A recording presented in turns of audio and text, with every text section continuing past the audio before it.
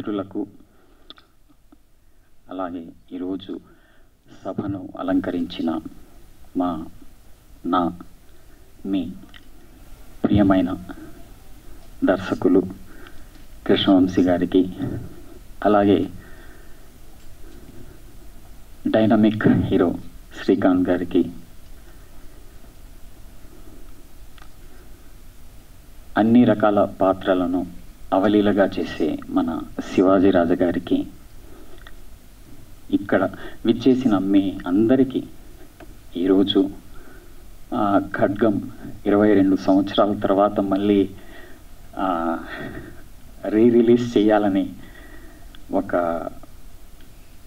చిన్న అభిప్రాయంతో మేము ముందుకు వచ్చాము. ఈ చిత్రం నిర్మించడానికి ముందు నిర్మిస్తున్నప్పుడు ఒక యాక్టర్గా నాకు ప్రత్యేకంగా ఇది నా మొదటి చిత్రం కావడము, తర్వాత ఈ నేషనల్ స్కూల్ ఆఫ్ డ్రామాలో చదివిన తర్వాత 7 years తర్వాత నేను ఒక మంచి రోల్ కోసం నేను వేచి చూస్తున్నప్పుడు 7 సంవత్సరాల వనవాసం తర్వాత దొరికిన మొదటి చిత్రం నా కోసం ఖడ్గం. అంటే నటుడిగా నా వనవాసం అదే. తర్వాత దీని వెనకాల ఎన్నో రకాల కథలు ఉన్నాయి. ప్రిపరేషన్లో కృష్ణవంశీ గారికి ప్రత్యేకంగా నాకు ఒక ప్రత్యేకమైనటువంటి 7 years ప్రాసెస్లో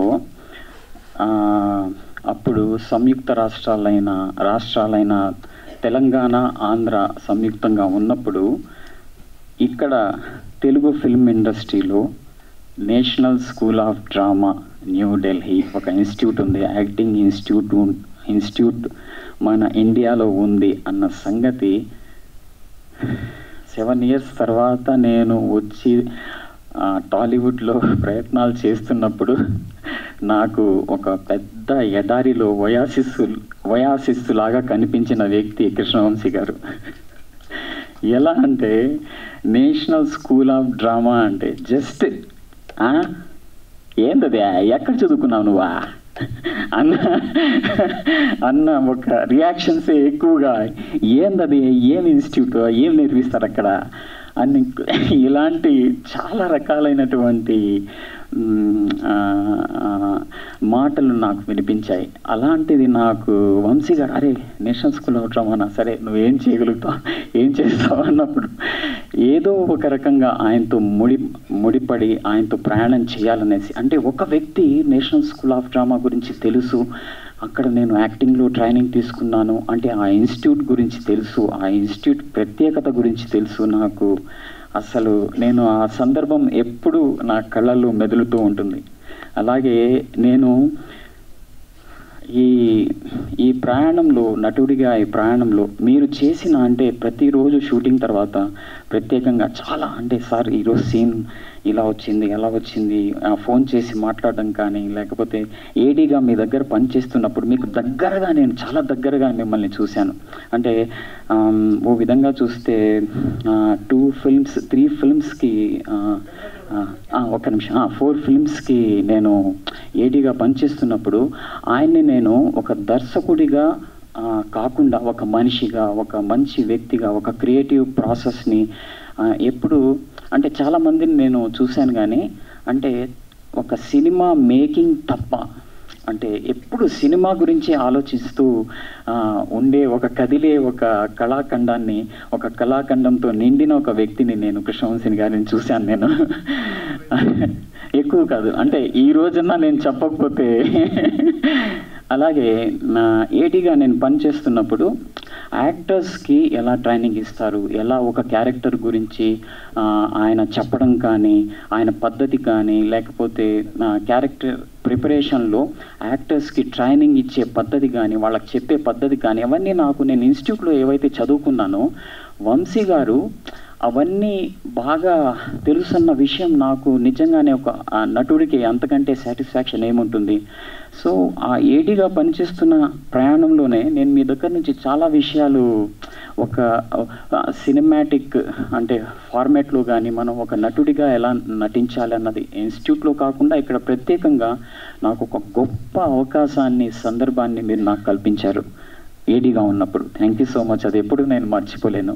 నేను వేసే ప్రతి అడుగులో ప్రతిరోజు మీరు ప్రత్యేకంగా రమ్యకృష్ణ గారు నాకు ఏడీగా ఉన్నప్పుడు చాలా సందర్భాల్లో నాకు హెల్ప్ చేశారు, చాలా సపోర్టివ్గా నిలిచారు. అలాగే యాక్టింగ్ టెక్నిక్స్ గురించి కానీ యాక్టింగ్ మెథడ్స్ గురించి కానీ చాలా సందర్భాల్లో నేను రమ్యకృష్ణ గారు చాలా సందర్భాల్లో మాట్లాడుకోవడం జరిగింది. అది కూడా నేను ఎప్పుడు మర్చిపోలేను. ఇలా చాలా కథలు ఉంటాయి. ఇంకా శ్రీకాంత్ గారు అయితే మొదట మేము స్టార్టింగ్ చేస్తున్నప్పుడు ప్రిపరేషన్లో ఆయన క్యారెక్టర్ ప్రిపరేషన్లో కొన్ని రిహార్సల్స్ అవన్నీ చేశాము కెమెరాతో. అవి ఆ సందర్భాలు కానీ అలాగే శివాజీ రాజా గారు, ఇంకా చాలామంది, ప్రకాష్ రాజ్ గారు, రవితేజ్ గారు, సోనాలి బింద్రే గారు, కిమ్ శర్మ గారు, ఇంకా సంగీత గారు, రఘుబాబు గారు, ఎంఎస్ గారు, ఆవుతి ప్రసాద్ గారు, తర్వాత అదే కాకుండా ప్రత్యేకంగా సిరివెన్నెల సీతారామ శాస్త్రి గారు, అంటే వంశీ గారితో పాటు నేను సిరివెన్నెల సీతారామ శాస్త్రి గారి ఇంటికి వెళ్ళి వీళ్ళ డిస్కషన్స్ కూడా నేను వినేవాడిని. తర్వాత కథలు కూడా పాలు పంచుకునేవాడిని. అలాగే మిగతా యాక్టర్స్కి ప్రిపరేషన్స్ అంటే లైక్ ఆ సీన్ మాకు బాగా గుర్తు. అది సోనాలి బింద్రే గారిని కాల్చడం అవన్నీ ప్రత్యేకంగా అప్పుడు నాకు మీరు ప్రత్యేకంగా తిట్టిన తిట్టు నాకు అది అవార్డు లాగా పనిచేసింది. అరే ఈ నా కొడుకు ఎవరు ఎక్కడి నుంచి తీసుకొచ్చారు అది నేను అంటే ఇలాంటివి కొల్లలుగా మన దగ్గర విషయాలు ఉన్నాయి. ఇవి నేను ప్రత్యేకంగా ఈరోజు ఇలా చెప్పుకుంటూ వెళితే ఈ సందర్భము సమయం సరిపోదు, అన్ని చాలా విషయాలు ఉన్నాయి. కానీ సార్ మీరు అందరూ ఒక నటుడిని ఎలా అయితే కనిపిస్తున్నాడో, ఒక వ్యక్తిని, ఒక నటుడిని ఎలా అయితే కనిపిస్తున్నారో వాళ్ళని అలాగే తీసుకొని మలిచి సినిమా చేయడం సహజ పద్ధతి ఇది. కానీ నేను కొత్తగా వచ్చినప్పుడు ఒక certificate national school of drama నుంచి యాక్టింగ్లో చేసిన సర్టిఫికేట్ తప్ప, నా మాటలు తప్ప ఇంకా వేరే ఏ ప్రపంచం తెలియని నాకు ఏం చేశారంటే, నాలో అంటే యాక్టరు సర్టిఫికేట్ ఉండడం వేరు, నాలో ఒక మంచి నటుడిని ఆయన చూసి నా మీద అంత పెద్ద నమ్మకంతో, నాకు ఇంకా గుర్తు ఆ దేవానంద్ స్టూడియోలో శక్తి ఫిల్మ్ డబ్బింగ్ జరుగుతున్నప్పుడు, ఏంట్రా ఒక సినిమా ఉంది చేయబోతున్నాను, ఒక 4 సీన్లు ఉంటాయి అని నాకు అట్లా బయట మనం నిలబడి అందరూ ఉన్నారు. అది నాకు ఇంకా గుర్తు. నేను ఎప్పుడు తప్పకుండా చేస్తాను సార్, ఎందుకు చేయను, 4 సీన్లు ఏంటి, ఒక్క సీన్ అయినా చేస్తాను అనేసి నేను అనడము. అక్కడి నుంచి మొదలైన మా ప్రయాణము ఇంకా కొనసాగుతూ ఉంది. అప్పుడప్పుడు మాట్లాడుకుంటూ ఉంటాము. నిన్న కూడా ప్రత్యేకంగా చాలా ఇంటికి వెళ్ళి నేను మాట్లాడటం జరిగింది. నాకు ఎప్పుడు మీరు రమ్యకృష్ణ గారు ఎప్పుడు నాకు ఇన్స్పైరింగ్. నేను వేసే ప్రతి అడుగులో మీరు నాకు మీ పట్ల నాకు ఒక కృతజ్ఞత భావం ఉంటుంది, ఎప్పుడు ఉంటుంది. అలాగే thank you sir, love you sir, love you. అలాగే ఈ చిత్రంలో పనిచేసిన స్పెషల్లీ భూపతి గారు, అలాగే స్టిల్ సత్యం గారు, ఆయన ఇక్కడ లేరు, ఆయన ఆత్మకు శాంతి కలగాలనేసి, అలాగే ప్రత్యేకంగా సిరివెన్నెల సీతారామ శాస్త్రి గారు, తర్వాత పేకేట్ రంగా గారు, ఇంకా కొంతమంది ఉన్నారు. వాళ్ళందరికీ నేను పేరున ధన్యవాదాలు తెలియజేసుకుంటున్నాను. ఇలాంటి సందర్భం నేను ఒక నటుడిగా నాకు ఈ ఫిల్మ్లో పనిచేయడం, నాకు ఒక మంచి పాత్ర దొరకడము, అది టాలీవుడ్లో, అట్ ద సేమ్ టైం మీలాంటి సాంగత్యంలో ఇలాంటి సందర్భం రావడం నాకు ఇది ప్రకృతి ప్రసాదించిన వరంగా భావిస్తున్నాను. నేను ఎప్పుడు నా జీవిత కాలంలో నేను మర్చిపోలేని సందర్భం అది sir. Thank you so much, love you sir, love you, bye. Shafi తమ్ముడు, థ్యాంక్ యూ సో మచ్ అన్న. శివాజీ రాజా గురించి స్టార్ట్ చేసేటప్పుడు ఒక చిన్న ఇన్సిడెంట్ చెప్తా. ఈ సినిమా ఫస్ట్ ఆఫర్ చేసినప్పుడు శ్రీకాంత్కి, ప్రకాష్కి, రవికి అందరికీ పెద్ద పెద్ద క్యారెక్టర్లు ఇచ్చి నాకు చిన్న క్యారెక్టర్ అంటావా, నేను చేయనని చెప్పి వెళ్ళిపోయాడు. సో అందుకని పగబట్టి అర్ధరాత్రి 12:30కి ఫోన్ చేశాను, అరగంటలో నువ్వు ఇక్కడ రావాలి, రాక్ క్యాజువల్లో షూట్ చేస్తున్నావు, హాఫ్ అన్ అవర్లో అంటే పడుకుని నిద్రపోతాడు పాపం, ఏం చేస్తావు తెలియదు, నువ్వు రా అన్నాడు. అంటే నా క్యారెక్టర్ అని పెరిగిందా అన్నాడు. పెరగలేదు, అలాగే ఉంది, రా వచ్చి పొద్దున వరకు చేసాడు పాపం. So thank you Sivaji. But చేసిన ఒక్క సీన్ కూడా అద్భుతంగా చేసి. Love you Vamsi. పాత్రికేయ మిత్రులకు, ఎలక్ట్రానిక్ మీడియా వారికి, ఇక్కడ విచ్చేసిన శ్రీకాంత్ గారు, కృష్ణవంశీ వాళ్ళ అభిమానులకి నా హృదయపూర్వక నమస్కారాలు. మధుమురళి గారు, thank you so much sir, ఇంత అద్భుతమైన సినిమా తీసినందుకు, దీంట్లో మాకు అవకాశం ఇచ్చినందుకు. ఇంకా వేదిక మీద ఉన్నందరూ నా ఫ్యామిలీ మెంబర్స్ కాబట్టి ప్రత్యేకించవట్లేదు. మా బావ శ్రీకాంత్, అలాగే more than my brother Vamsi. Vamsi ఏ రోజు నేను లేకుండా సినిమా తీయలే. అలాగే కృష్ణవంశీ అనే వ్యక్తులతో శివాజీరాజు అనే వ్యక్తి కూడా ఇంత కెరీర్ ఉండేది కాదేమో, 40 సంవత్సరాల కెరీర్ ఉండేది కాదు. ఎందుకంటే ప్రతి సినిమాలోనూ ఒక సినిమాలో నా క్యారెక్టర్ ఉన్నట్టు ఇంకో సినిమాలో ఉండదు. నిన్న కాక మొన్న 1 month బ్యాక్ మొరారి పండుగ చేసుకున్నాం. ఇప్పుడు పండగ ఖడ్గం పండుగ. ఈ సినిమా గురించి ఆయన చెప్పారు. ఆయనతో వంశీతో ఎన్నో అనుభవాలు. ఆయన ఏదన్నా చెప్తే అంటే ఆయన ఆ వ్యక్తిని సాటిస్ఫై చేయడం అన్నది చాలా కష్టం. చాలా కష్టం అంటే సముద్రం సినిమా అనుకుంటా, శ్రీహరి, రవితేజ, నేను పరిగెత్తాలి. ఈ రోజు వరకు సాటిస్ఫై చేయలేకపోయాను. నువ్వు లేట్గా పరిగెత్తావరా అంటాడు. ఇప్పటికీ కూడా అన్ని సంవత్సరాలు అయిపోయింది సినిమా. అందుకనే తన సినిమాల్లో మాకు పేరు రావడానికి మెయిన్ కారణం ఏంటంటే ఒళ్ళు దగ్గర పెట్టుకు చేయటం. ఈ ఖడ్గం సినిమా కూడా ఫస్ట్ నేను చేయనని చెప్పా. వాళ్ళందరికీ ఇన్ని రోజులు ఉన్నాయి, నాకేమో 1 డేనా 2 డేనా అని. లాస్ట్ ఒక రోజు ఫోన్ చేసి రమ్మంటే ఇంట్రెస్ట్ లేకుండానే వచ్చాను. కానీ నేను చేసిన 500 సినిమాల్లో నాకు గుర్తుండిపోయే సినిమాలు 2. ఆ 2 కృష్ణవంశీ సినిమాలు ఒక్కొక్క రోజే చేశాను. ఒకటి మా అమ్మ పేరు నాంచారమ్మ అంట. ఇప్పటికీ నన్ను అడుగుతూనే ఉంటారు ఎక్కడికి వెళ్ళినా కూడా. నిన్న కాక మొన్న ఏదో తెలంగాణ అవుట్డోర్ వెళ్తే అక్కడ అడుగుతున్నారు, సార్ మీ నాంచారమ్మ డైలాగ్ నాకు చాలా ఇష్టం సార్ అని. అది ఓన్లీ ½ an hour చేయడం జరిగింది. ఎంత దుర్మార్గుడు అంటే షూటింగ్ జరుగుతుంది, చంద్రలేఖ అనుకుంటా, సరదాగా చూడటానికి వెళ్తే సాంగులో పెట్టి నన్ను ఒక రోజంతా సాంగ్ తీశారు మా మీద, ఆ మీద ఉత్తేజ్ మీద. అలాగే ఏ రోజు థ్యాంక్స్ చెప్పలేను వంశీ, నువ్వు లేకపోతే నేను లేను ప్రత్యేకించి. అంటే అవకాశం నాకు మన మొరాదికి కూడా చెప్పుకోవడానికి కుదరలేదు, ఇప్పుడు కుదిరింది. Love you Vamsi, thank you so much. అలాగే మా బావ గురించి ఎంత చెప్పినా తక్కువే. 120 సినిమాలు చేసిన శ్రీకాంత్ ఇప్పటికీ మొదటి సినిమా చేసినట్టే ప్రిపేర్ అవుతుంటాడు. ఇంట్లో దగ్గర చూస్తాం కాబట్టి మాకు తెలుస్తుంది. ఇంట్లో నుంచి బయలుదేరి దగ్గర నుంచి వచ్చే వరకు ఫస్ట్ సినిమా చేస్తున్నాడు. ఇదే నా మొదటి సినిమా. అందుకనే ఇంత లాంగ్ కెరీర్. తన తర్వాత ఎంతమంది హీరోలు అయినా కూడా మా కళ్ళ ముందు వెళ్ళిపోయారు తప్పితే తనతో పాటు సమానంగా వచ్చి ఉండేవారు. గ్రేట్ బావా, గ్రేట్. చూసే వెనకాల నుంచి అలా చేసుకుంటూ వెళ్తావే అంటాడు. నువ్వు ఇంకో 30-40 ఏళ్ళు చేస్తూనే ఉంటావు అలాగా. ఇందాక వెనకాల ఎవరు మళ్ళీ కామెంట్ చేశారు, నాకు బాగా నచ్చింది అది. మీరా ఈ కుర్రాలు ఇంకా కుర్రోళ్ళు అంటారు, ముసళ్ళు అయిపోతేనా కాదా? నాకు అలా అర్థం చేసుకున్నాను నేను. పిల్లలా? మీరు పిల్లలు కానీ మేము ముసళ్ళు. ఇప్పుడు నేను ప్రత్యేకించి అరే సూపర్ సూపర్ సూపర్ సూపర్.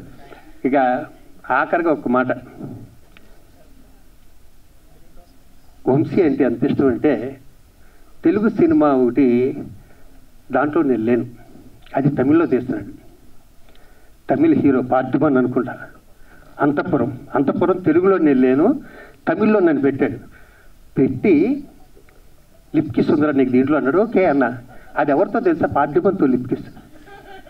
అది దగ్గర నుండి చేయించాడు. మళ్ళీ ఆయన నేను మొహమాట పడి 2 hours బతిమల్లో కూడా వదలకుండా సౌందర్య గారితో ఈ మాట ఎందుకు చెప్పారంటే, తను ఏం చెప్పినా చేస్తూనే ఇన్ని సంవత్సరాలను చేస్తూనే ఉంటాం. వంశీ మళ్ళీ సూపర్ డూపర్ హిట్ కొట్టాలి, ఇలాంటి ఫంక్షన్ చేసుకోవాలి. Thank you Vamsi, love you once again, thank you. ఈ సినిమా త్వరలో రిలీజ్ అవుతుంది 18th. మళ్ళీ ఫస్ట్ టైం ఎంత హిట్ అయినో అంత హిట్ అవుతుంది. దీంట్లో పనిచేస్తున్న అసిస్టెంట్ డైరెక్టర్ అందరికీ all the best. Thank you, love you all. Thank you sir, thank you very much. కరెక్ట్గా 22 years, అప్పుడే 22 years అయిపోయిందా అనిపిస్తుంది. ఎందుకంటే ఖడ్గం ఇప్పుడు చూసినా ఏదో ఫ్రెష్గా ఫీల్ అవుతూ ఉంటాం. ప్రతి ఆగస్టు 15కి కానీ గాంధీ జయంతికి కానీ ఎప్పుడు కూడా టీవీలో చూసి మళ్ళీ చాలాసార్లు చూడడం జరిగింది. నా సినిమాల్లో ద బెస్ట్ ఫిలిం ఇప్పటికి చాలామంది అడుగుతూ ఉంటారు, ఖడ్గం లాంటి ఫిలిం తీయండి తీయండి అని. ఎక్కడ తీస్తాం కూడా తీయలేము. ఎందుకంటే అది ఒకటే వస్తుంది, piece, master piece.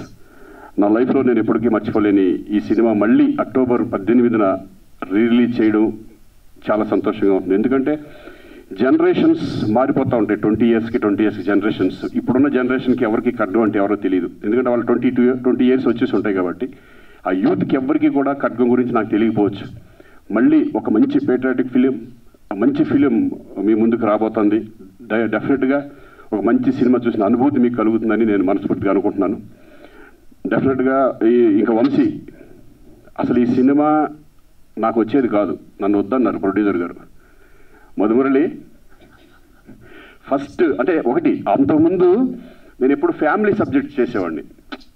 Family subject చేస్తూ ఇంత పెద్ద దీంట్లో ఒక బ్యూటిఫుల్ మంచి ఎమోషనల్ క్యారెక్టర్ చేయడం అనేది ప్రొడ్యూసర్స్ కూడా డెఫినెట్గా వంశీ ధైర్యం చేసి నాకు ఇచ్చాడు. కానీ అంతే కదా వంశీ, ఫస్ట్ వద్దన్నాడు కదా.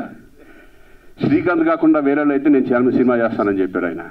కానీ ఆయన అన్న దాంట్లో కూడా ఒక న్యాయం ఉంది. ఎందుకంటే అప్పటి వరకు నేను ఫ్యామిలీ సబ్జెక్ట్ చేశాను, భయపడ్డారు, ప్రొడ్యూసర్గా భయపడ్డాడు. కానీ వంశీ నాకు శ్రీకాంత్ గురించి తెలుసు, ఆడేంటో తెలుసు. డెఫినెట్గా శ్రీకాంతే నాకు కావాలి అని పట్టుబట్టి మళ్ళీ ఈ క్యారెక్టర్ నాకు ఇవ్వడం నిజంగా నా లైఫ్లో నేను మర్చిపోలేను. వంశీ అలాగే మధుమురళి కూడా. మధుమురళి అన్నాడు కానీ తర్వాత మళ్ళీ ఎస్ నువ్వు అనుకుందంటే కరెక్టే చేసేయండి అని చెప్పారు ధైర్యంగా. ఆ ధైర్యం చేసి నాకు ఆ క్యారెక్టర్ ఇవ్వడం. అలాగే దాంట్లో రవితేజ, ప్రకాష్ రాజ్ వాళ్ళు ఇచ్చాక రాలేదు, వాళ్ళు లేరు, ఊళ్ళో లేరు కాబట్టి రాలేకపోయారు, లేకపోతే వాళ్ళు వచ్చేవాళ్ళు. So thank you Vamsi. నాకు ఎందుకంటే వంశీ సినిమాలో ఆర్టిస్ట్ చేయడం అనేది ఒక నేను ఫిల్మ్ ఇన్స్టిట్యూట్ నుంచి వచ్చాను, కానీ ఈయన ఒక ఇన్స్టిట్యూట్, సపరేట్ ఇన్స్టిట్యూషన్.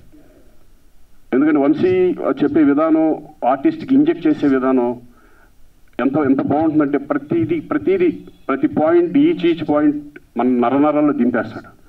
అటువంటి వంశీ ఆయన సినిమా చేసిన తర్వాత మనకి చాలా కాన్ఫిడెన్స్ వస్తుంది. వేరే సినిమాలు చేసినప్పుడు చాలా ఈజీ అనిపిస్తుంది. అట్లా 3 సినిమాలు ఆయన డైరెక్షన్లో చేయడం నేను. ఖడ్గం తర్వాత నా 100వ ఫిలిం, 100 మూవీ కావాలని వంశీ అయితే నాకు బాగుంటుంది నా 100వ సినిమా. కానీ మహాత్మా, అలాగే గోవిందుడు అందరి వాడేలో నాకు బ్యూటిఫుల్ మంచి క్యారెక్టర్ రామ్ చరణ్ సినిమాలో ఇవ్వడం. ఇలా చెప్పుకుంటూ పోతే ఈయన గురించి చాలా ఉంటాయి. ఎందుకంటే నాకు నచ్చిన డైరెక్టర్స్లో వంశీ ఒకళ్ళు. ఇప్పటికీ ఆయన ఇంకా ఉంది, ఆయన ఎన్నో మంచి సినిమాలు చేయాలని. ఇంకా ఇండస్ట్రీలో వంశీ లాంటి డైరెక్టర్, నిజంగా అంత టెక్నికల్ డైరెక్టర్ ఈరోజు కూడా ఆయన పాత సినిమాలు ఏది చూసినా సరే ఆయనలాగే తీసే డైరెక్టర్స్ చాలా తక్కువ. అటువంటి మళ్ళీ వంశీ ఇంకా మంచి సినిమాలు చేయాలి. అక్టోబర్ ఇప్పుడు ఈ 18న రిలీజ్ అవుతున్న సినిమా మీరందరూ చూసి ఎంజాయ్ చేస్తారని నేను అనుకుంటున్నాను. ఎందుకంటే నా లైఫ్లో బెస్ట్ సాంగ్ నువ్వే సాంగ్, అది ఎప్పటికీ మర్చిపోలేను. సిరివెల్ల సీతారామ శాస్త్రి గారు ఆయన లేకపోవడం నిజంగా దురదృష్టం. ఈ సాంగ్ జరిగినప్పుడు గుర్తుందా నీకు? ఏంటి ఫస్ట్ సాంగ్ విన్నప్పుడు ఏంటి వంశీ డ్యాన్స్ పెట్టవేంటి, మామూలుగా నడిపించి చేపించేస్తున్నాం అన్నాను. గుర్తుందా? ఈ సాంగ్లో డ్యాన్స్ ఉండకూడదురా, డ్యాన్స్ లేదురా అన్నాడు. అలా ఒక సరదాగా నాకు కొంచెం షై ఉండేది. హీరోయిన్తో సోనాలి బింద్రే తనతో చేసేటప్పుడు షై ఉండేది. మేమిద్దరే కలిసి రిహార్సల్ చేసేవాళ్ళం. నువ్వు ఆగు, మేమిద్దరం చేస్తాం, ఫస్ట్ నన్ను టెన్షన్ పడుతుందని చెప్పి. అలా అంటే తలుచుకుంటుంటే చాలా ఇన్సిడెంట్స్ ఇవన్నీ చాలా బాగుంటాయి. సో అక్టోబర్ 18న డెఫినెట్గా ఈ సినిమా మీరు చూసి ఎంజాయ్ చేస్తారని అనుకుంటున్నాను. అలాగే షఫీ అప్పుడే ఒక నేషనల్ స్కూల్ ఆఫ్ డ్రామా అప్పటి నుంచి వచ్చి చాలా న్యాచురల్ యాక్టర్. ఎంత న్యాచురల్ అంటే నేను ఇన్స్టిట్యూట్ నుంచి వచ్చాం కానీ బట్ వాళ్ళ ఇన్స్టిట్యూషన్, వాళ్ళ స్టైల్ ఆఫ్ యాక్టింగ్ వేరే ఉండేది. అంతా అంటే మెథడ్ యాక్టింగ్ టైప్ ఆఫ్ ఎక్కువ ఉండేది కదా మా ఇన్స్టిట్యూషన్. మాకు అది నేర్పల, మాదంతా వెళ్ళిపోతూ ఉండేది అంతే. అది సో వండర్ఫుల్ ఆర్టిస్ట్ని ఇండస్ట్రీకి పరిచయం చేశారు వంశీ. అలాగే ఇంకా మా బావ గురించి ఏం చెప్తాం, వాడు ఏ క్యారెక్టర్ చేసిన దాంట్లో ఇద్దరం ఎన్నో సినిమాలు చేసాం. ప్రేయసరావు దగ్గర నుంచి ఎన్ని సినిమాలు చేసాము. ప్రతి సినిమాలో కూడా వాడు మంచి బ్యూటిఫుల్ క్యారెక్టర్, మంచి ఆర్టిస్ట్. ఇప్పుడు ఏ క్యారెక్టర్ చేసినా కూడా దాన్ని ముందుకు తీసుకెళ్ళిపోతాడు. అద్భుతమైన పర్ఫార్మర్. థ్యాంక్ యూ బాబా. ఎన్నో సినిమాలు, అద్భుతమైన సినిమాలు ఉన్నాయి మన వినోదం దగ్గర నుంచి అప్పుడు లెక్కేసుకుంటే. సో మరి మరొక్కసారి అందరికీ నేను థ్యాంక్స్ చెప్పుకుంటున్నాను. అలాగే ప్రొడ్యూసర్స్కి, వంశీకి థ్యాంక్ యూ వెరీ మచ్. ఈ సినిమా గురించి ఎంత బాగా మాట్లాడుతున్నందుకు. ప్రతి సంవత్సరం ఆగస్ట్ 15th కానీ జనవరి 26th కానీ టీవీస్లో వచ్చినప్పుడు సోషల్ మీడియాలో చాలా మెసేజ్లు వస్తూ ఉంటాయి. I'm so happy. ముఖ్యంగా థ్యాంక్స్ చెప్పుకోవాల్సింది ప్రొడ్యూసర్ మా ఫ్రెండ్ సుంకరమాది మురళి గారికి. ఇలాంటి ఒక సినిమా చేయనిచ్చినందుకు, చేస్తున్నప్పుడు సపోర్ట్ ఇచ్చినందుకు, రిలీజ్ తర్వాత కూడా చాలా టఫ్ కండిషన్స్లో కూడా ఉండి ఫేస్ చేసినందుకు. దాని తర్వాత శ్రీకాంత్ కానీ, ప్రకాష్ రాజ్ కానీ, రవితేజ కానీ, శివాజీ రాజా కానీ, సంగీత కానీ, కిమ్ శర్మ కానీ, సోనాలి బింద్రే కానీ, పూజా భారతి కానీ, ఎంఎస్ నారాయణ కానీ చేసిన యాక్టర్స్ అందరూ. తర్వాత ముఖ్యంగా దేవిశ్రీ ఫెంటాస్టిక్ సాంగ్స్ ఇచ్చాడు, ఆయనకి థ్యాంక్స్. తర్వాత మా గురువుగారు సీతారామ శాస్త్రి గారు. సో పేరున అందరికీ థ్యాంక్స్. తర్వాత ఈ మధ్య ప్రెస్ మీట్లలో జర్నలిస్టుల ఇన్వాల్వ్మెంట్ లేకుండా, ముఖ్యంగా సురేష్ కుండేటి ఇన్వాల్వ్మెంట్ లేకుండా అంత బాగోదేమో అనుకుంటున్నాను. అందుకని మీరు ఏదన్నా క్వశ్చన్స్ అడిగితే సమాధానం చెప్తా.